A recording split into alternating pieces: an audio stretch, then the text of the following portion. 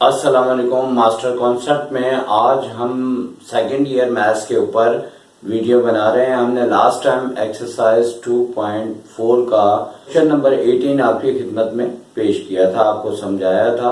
यकीनन आपको समझ में आया हो। अगर इस सिलसिले में अगर कोई प्रॉब्लम हो तो आप हमसे पूछें, हम आपको जवाब देंगे। आज हम जो है एक 2.4 का इस साल के लिए सेकंड इम्पोर्टेंट क्वेश्चन है जो सन 2000 के अंदर आया था और ये हमारी बुक का क्वेश्चन नंबर 20 है और एक्सरसाइज 2.4 है। तो इस एक्सरसाइज में इस साल जो आपको एक क्वेश्चन नंबर 18 करवा दिया और उसके बाद एक क्वेश्चन 9 और 10 भी आपकी खिदमत में पेश किया था, वो भी इम्पोर्टेंट है। और ये क्वेश्चन नंबर 20 भी इस साल के लिए इम्पोर्टेंट देखा जा रहा है। अच्छा, अब चलते हैं क्वेश्चन की जानिब, तो ताकि जल्द से जल्द हम आपको ये समझा दें। हमने आपके लिए पूरा क्वेश्चन ऑलरेडी किया हुआ है, ताकि इस तरह से किया हुआ है कि आपको हमारी राइटिंग वगैरह सब समझ आ जाए और टाइम भी थोड़ा सा बच जाए। तो यहाँ पे सबसे पहले हम क्वेश्चन पढ़ लेते हैं। तो वेरी इंपॉर्टेंट क्वेश्चन है, ये जहन में रखिएगा। Second year maths chapter 2 exercise 2.4 Karachi board Sindh board. ठीक है, अब ये क्वेश्चन क्या कह रहा है, पढ़ते हैं इसको।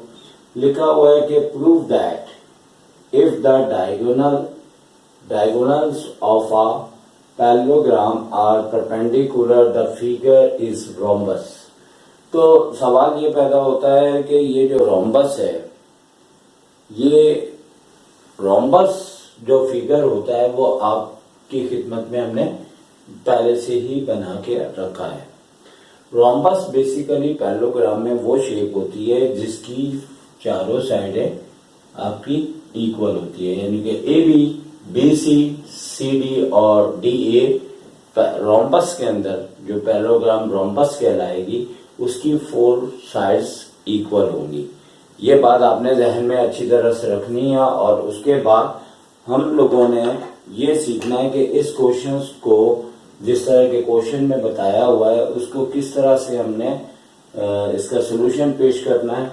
कि ना तो इन्होंने कोई ऑर्डर पेयर्स क्वेश्चन में दिए हुए हैं और हमें रोम्बस की पैरेललोग्राम में चारों साइडें को इक्वल प्रूफ करना है। और इसके लिए आपको जब कोई भी ऑर्डर पेयर्स नहीं देते, इसके लिए आप लोगों को y एक्सिस और x एक्सिस बना के आपको axis wise 4 order pair suppose करने होते हैं, जिसमें एक a है, आपको दिया हुआ है। a की वैल्यू हमेशा a को हम ओरिजिन पे लेते हैं और इसकी वैल्यूज को हमने 0 0 रखा हुआ है। इसी तरह b जो है वो आपका ऑन द एक्स एक्सिस कोई ना कोई वैल्यू होती है, तो हमने यहाँ पे a लिया है और y ऑन द एक्सिस पे 0 होता है। इसी तरीके से c ऑर्डर पेयर में x भी कोई वैल्यू रखता है जिसे हमने b का है, और y भी कोई वैल्यू रखता है जो कि हमने c का है। b बेसिकली x की इस लोकेशन के ऊपर होता है, तो अगर ये पॉइंट A है तो B आगे कहीं पॉइंट है जो कुछ भी हो सकता है, हमने लिया है। और C जो है वो बेसिकली y एक्सिस की हाइट होती है और वो हाइट जो है इन दोनों पॉइंट्स की D की और C की दोनों की height y axis wise parallelogram rhombus figure में इक्वल होता है, इसलिए ये C पॉइंट है तो ये भी C लेना है। और यहाँ पे हमने इस पॉइंट को इस तरीके से लिया हुआ है कि ये जो पॉइंट है बेसिकली रोम्बस फिगर में, यहाँ से y एक्सिस का जितना गैप होता है तो यहाँ से इन दोनों पॉइंट्स का भी गैप उतना ही होता है। फॉर एग्जांपल, अगर इन दोनों का 2 यूनिट का डिस्टेंस का फर्क हो तो इस पॉइंट में और इस पॉइंट का भी 2 डिस्टेंस का फर्क आता है। अब बेसिकली हमारे पास इस सिलसिले में 2 बातें आती हैं। या तो ये b माइनस ए के इक्वल आता है, अगर हम इन 2 साइडों को इक्वल रखें तो हमारे पास प्लस माइनस करते हुए, मतलब कि जब भी हम स्क्वायर रूट लेंगे अगर हम इन दोनों साइडों को इक्वल रखें तो हम b माइनस ए या a माइनस बी, हमें ये दो वैल्यूज मिलती है। तो बेसिकली हमने उन दोनों वैल्यूज में से जो क्वेश्चन हमारे लिए करेक्ट साबित होगा, जो आंसर देगा, हमने उस लिहाज से उसको लेना है। बेसिकली इसका बेहतर तरीका ये होता है कि आप ये देखें कि यहाँ से ओरिजिन से ए करीब है और यहाँ से ओरिजिन से बी दूर है। तो इस सूरत में आपने क्या करना है कि ये पॉइंट डी भी लिया जा सकता था, लेकिन डी के बजाय हमने डायरेक्ट इस लॉजिक पे ले लिया कि बी चूंकि आगे है और ए पीछे है, तो बी में से ए को जब लेस करेंगे तो हमारे पास जो है वो डिस्टेंस ही आएगा जितना कि ए और बी के दरमियान डिस्टेंस का डिफरेंस है, उतना ही डिफरेंस यहाँ पे आएगा।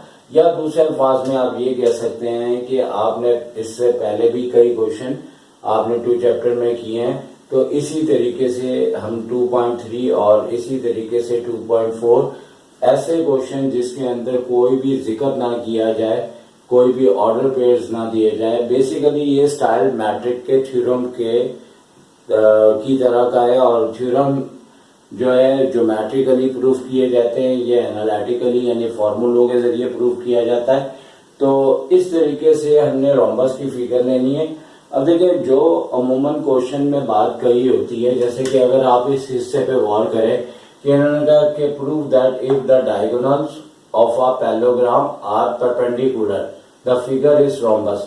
तो ये बेसिकली वही बात कर रहे हैं जो हकीकी है, यानी कि ये इस फिगर में ये होता है। अगर कभी भी हम मेजरमेंट करके रोम्बस को बनाएं तो इसके अंदर डायगोनल जो है ए टू सी और दूसरा बी टू डी, ये दो डायगोनल हमेशा एक दूसरे के परपेंडिकुलर होते हैं, यानी इन दोनों के दरमियान ये 90 डिग्री बना रहे होते हैं। और 90 डिग्री बनाते हैं, और ये हकीकत और असल लॉजिक इसकी यही होती है कि इसके अंदर 90 डिग्री बन रहा होता है और ये एक दूसरे के परपेंडिकुलर होते हैं, और उसी के ऊपर क्वेश्चन बना हुआ है।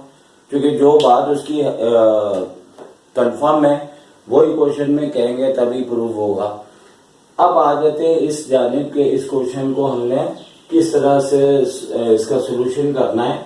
सबसे पहले तो ये है कि हमने जिस तरह फिगर के अंदर जो बातें कही हैं वो हमें यहाँ पे सोल्यूशन करके लेट करना होगा कि लेट, क्योंकि उन्होंने ये पॉइंट, ये तीनों पॉइंट नहीं दिए थे, हमें विद नेम इसे सपोज करना है कि ये ए है जो कि 0 0, ये बी है जो कि a 0, और ये सी बी सी और डी को जैसे कि मैंने बताया कि b minus A comma C लेना है। Are the vertices of a parallelogram ABCD, slope of diagonal AC is, हम इसे M1 नहीं कह रहे। अगर ये A to C का डायगोनल का स्लोप आ रहा है तो हम इसे M1 नहीं कह रहे, हम इसे AC स्लोप कहेंगे, MAC स्लोप कहेंगे, ताकि हमें वो दिखे भी, वो नजर भी आए जो हम कह रहे हैं। इसी तरह एक सेकंड स्लोप है, जो सेकंड डायगोनल है आपके पास BD है, इसका हमने स्लोप BD को सपोज किया है। और both diagonals perpendicular each other, जैसे कि इन्होंने यहाँ पे हमें ये बात गिवन थी कि हमारे दोनों डायगोनल जो है पैरेललोग्राम के वो एक दूसरे के परपेंडिकुलर है। तो इसमें हमें जो प्रूव करना है वो हमने रेड कलर से, शायद आपको नजर आ रहा हो, हमने लिखा है to prove AB BC CD DA, ये चारों साइडें हमारी आपस में क्या है, इक्वल है। तो अब हमें क्या करना है कि अगर हम direct AB BC CD DA निकालना शुरू कर दें तो हमारा कभी भी जो है ये हमारे चारों साइडों की जो लेंथ है वो इक्वल नहीं आ सकती।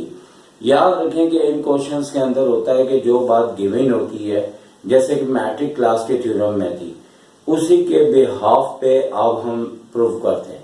तो उसने इस बात का जिक्र किया था कि भाई दोनों जो डायगोनल्स हैं एक दूसरे के परपेंडिकुलर हैं।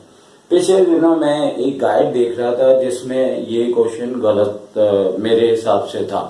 वो इस लिहाज से गलत था कि उन्होंने किसी और टेक्निक से उस क्वेश्चन को प्रूफ किया था, और जबकि इस बात को उन्होंने यूज नहीं किया था कि दोनों डायगोनल एक दूसरे के परपेंडिकुलर हैं। देखिए मैं आपको बताऊं, सेकंड ईयर के अंदर जो क्वेश्चंस होते हैं उसके अंदर एक क्वेश्चन को सिंप्लीफाई करने के चार तरीकेकार होते हैं, ठीक है।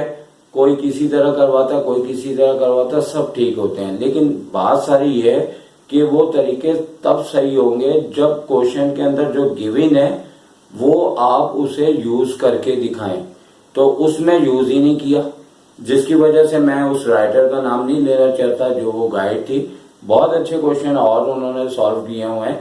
तो लिहाजा कहने का मतलब है कि जब बुक आती है तो फौरी तौर पे उनकी बड़ी हिम्मत होती है कि वो हर क्वेश्चन को इतना अच्छा वो बना के आपके सामने पेश करते हैं, लेकिन बाज जगह उन्हें बाद में फील होता है कि इस क्वेश्चन में थोड़ा प्रॉब्लम है, लेकिन चूंकि बुक्स छप जाती हैं तो छपने के बाद उसे इतना आसान नहीं होता कि उसके जो गलतियां होती हैं, लेकिन करनी तो चाहिए बहरहाल उसको ठीक, लेकिन वो आंसर सही है, लेकिन उसमें ये यूज नहीं था कि ये दोनों एक दूसरे के परपेंडिकुलर है, ठीक है। वो अलग टेक्निक से था। तो याद रखें कि भाई जब तक आप उनका गिवन यूज नहीं करेंगे, आप इसे प्रूव करेंगे तो वो सही नहीं होगा। तो हमें जैसे कि ये सारा मैंने बता दिया कि हमने लैट करना है, फिर हमें direct A B B C C D D A पे फॉर्मूला लगाएंगे। तो जैसे कि ये क्वेश्चन हम लोगों ने सॉल्व कर दिया हुआ है, लेकिन आप देखें कि हर साइड का इसको अगर आप छोड़ दें, इस साइड ना देखें, तो देखें ए बी का आंसर भी ए आ रहा है, बी सी का आंसर भी जो है वो हमें यहाँ पे ए मिल रहा है, ए यूनिट, सी डी का भी आंसर ए यूनिट मिल रहा है, और ए डी का भी आंसर हमें ए यूनिट मिल रहा है। तो ये ऐसे ही नहीं मिलेगा, ये गिवन के जरिए मिलेगा। डायरेक्ट अगर ये फॉर्मूले लगाएंगे तो आपकी चारों साइडें डिफरेंट आएंगी। तो लिहाजा सबसे पहले हमें उसी का जो गिवन है उस बात को लेते हुए चलना है कि हमें दोनों डायगोनल्स के स्लोप्स फाइंड आउट करने। पहले इसका, फिर हम इसका निकालेंगे। तो सबसे पहले स्लोप निकालेंगे हम AC लाइन का, जो कि स्लोप क्या है, MAC, और बाय यूजिंग द फॉर्मूला हमें मालूम है कि हम ये फॉर्मूला बार बार यूज करके दिखाना है। फिर हमने क्या करना है कि AC का जब स्लोप फाइंड आउट करना है तो हमारे पास दो पॉइंट हैं, दो ऑर्डर पेयर हैं, A और C। तो हम वहां से देख लें A C, या फिर यहां से देख लें A और C। तो हमने करना क्या है कि आप चूंकि y2 माइनस y1 है, तो y2 हमारे पास C के अंदर C, और यहाँ C आ जाएगा, और यहाँ से 0 लेंगे तो C माइनस 0। इसी तरह से यहाँ से B माइनस 0 लेंगे, यानी कि इन्हीं पॉइंट्स को देखते हुए इन दोनों के लिहाज से हमने स्लोप फाइंड आउट किया, जो आप पहले भी कर चुके हैं। तो यहाँ पे C अपॉन B हमारे पास स्लोप आ चुका है। इसी तरह हमने BD का भी स्लोप फाइंड आउट किया है। अब बात ज्यादा डिटेल में नहीं बतानी चाहिए, बस इतना बता देते हैं कि B और D, क्योंकि यहाँ पे हमने इस डायगोनल के ऊपर स्लोप का फॉर्मूला परफॉर्म करना है। तो आप ये देख सकते हैं ये परफॉर्म हुआ है, और इसमें हमारे पास इस स्टेप के बाद C upon D minus 2A value आ गई हुई है। अच्छा, उसके बाद उन्होंने गिवन था कि दोनों जो आपके डायगोनल्स हैं वो एक दूसरे के परपेंडिकुलर हैं। तो हमने यहाँ पे गिवन लिखा कि AC और आपका ये जो BD है, ये दोनों आपस में डायगोनल्स हैं, ओके, परपेंडिकुलर है, दोनों डायगोनल एक दूसरे के परपेंडिकुलर है। तो बाय यूजिंग द फॉर्मूला है हमारे पास कि अगर दो लाइन एक दूसरे के परपेंडिकुलर हो तो कौन सी कंडीशन अप्लाई होगी, M1 into M2 is equal to -1। तो हमने ये कंडीशन अप्लाई करनी है। पैरेलल में आपको पता है M1 इक्वल टू M2 होता है, और परपेंडिकुलर में M1 multiply M2 is equal to -1 होता है। हमने यहाँ पे M1 लिखा हुआ है, लेकिन यकीनी तौर पे थोड़ा सा हमें यहाँ पे अपने स्लोप के लिहाज से भी लिख के दिखाना चाहिए था, यानी कि यहाँ पे M1 M2 तो बुक के अंदर दिया है, लेकिन हम क्या लिख देंगे यहाँ पे MAC मल्टीप्लाई MBD। अब चूंकि यहाँ स्पेस नहीं है, तो जैसे आप कोचिंग सेंटर्स में पढ़ते हैं तो टीचर आपको बोल देते हैं कि आप भाई इस जगह पे एक लाइन का इजाफा कर दीजिएगा और यहाँ पे M1 और M2 बुक वाइज लिखा है, आप यहाँ पे लिख दीजिएगा MAC into multiply MBD slope is equal to -1। क्योंकि ये हमारे पास M1 M2 हम बुक वाइज लिख रहे हैं और फॉर्मूला हमेशा बुक वाइज लिखा जाता है। फिर हमने क्या करना है कि AC की जगह उसका स्लोप रख दिया और BD की जगह उसका स्लोप हमने रख दिया। अब इन दोनों को मल्टीप्लाई किया तो स्क्वायर आ गया और ये दोनों जो है -1 के पास जाके जब मल्टीप्लाई होंगे तो -b इन दोनों की साइन को चेंज करते हुए C स्क्वायर की वैल्यू हमारे पास -b स्क्वायर प्लस 2ab आ चुकी है। और हम फिर by using the distance formula करते हुए अपना काम स्टार्ट कर देंगे। तो यहाँ तक देखने के ये डिस्टेंस फॉर्मूला हमने लिख के बता दिया हुआ है, क्योंकि ये 4 टाइम ये फॉर्मूला परफॉर्म करेंगे, क्योंकि हमारे पास रोम्बस की 4 साइडें हैं जिसको हमने इक्वल करके दिखाना है।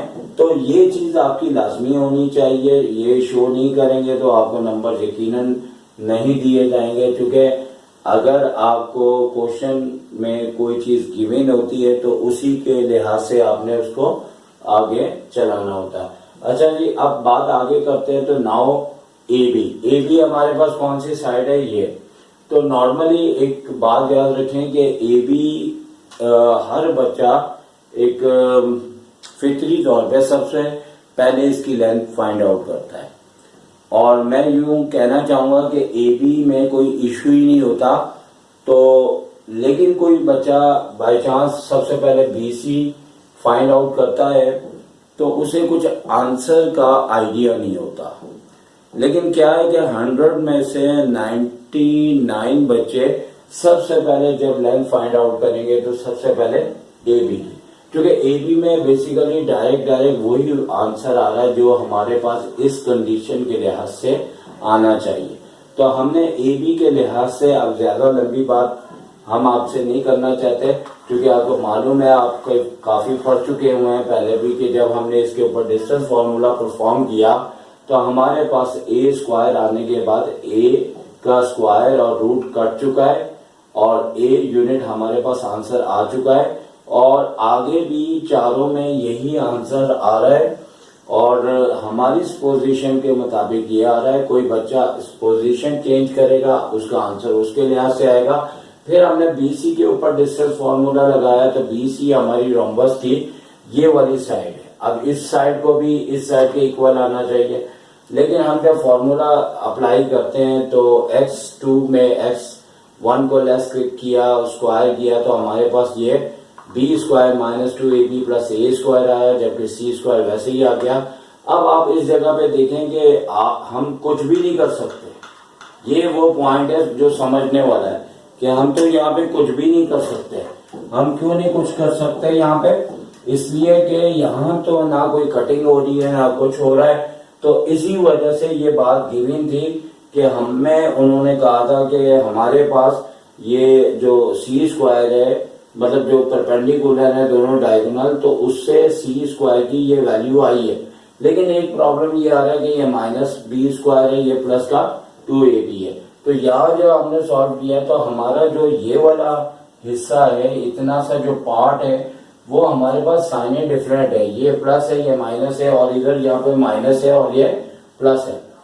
अच्छा, तो जो बाय 1 हमने जो जैसे कि नंबर 1 लिखा था, जो बाय 1 हमारे पास आई है शक्ल वही हमने लिखी है। लेकिन आप सेकेंड ईयर में आपको पता है कि दोनों साइड हम माइनस से मल्टीप्लाई करें तो हमें क्या फायदा होगा कि C स्क्वायर माइनस का C स्क्वायर होगा और ये दोनों की साइन चेंज हो जाती है। तो दो पॉसिबिलिटी वेरिएबल्स में कांस्टेंट्स में होती है कि अगर हम दोनों साइड साइन चेंज करना चाहते हैं तो हम दोनों साइड वो चीज मल्टीप्लाई कर देते हैं। इस सिलसिले में हमने बहुत सारी वीडियोस भी बनाई हैं। तो b स्क्वायर -2ab आ चुका है और ऐसा हमें इसलिए करना पड़ा है कि इसकी साइन 100% इससे मैच नहीं हो रही थी।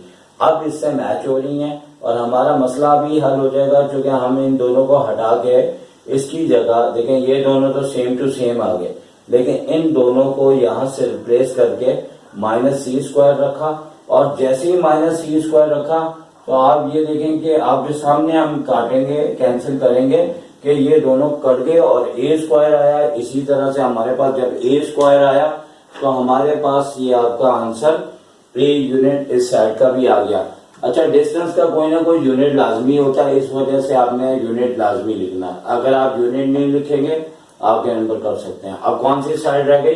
सी डी। तो सी डी पे भी उसी तरह से हमने फॉर्मूला अप्लाई किया, लेकिन सी डी के अंदर ये हुआ कि जब हमने फॉर्मूला इन दो ऑर्डर पेयर्स पे दिया तो हमारे पास एक बी प्लस का आया, एक बी माइनस का आया, जो ऑलरेडी यहाँ पे ही कैंसिल हो गए।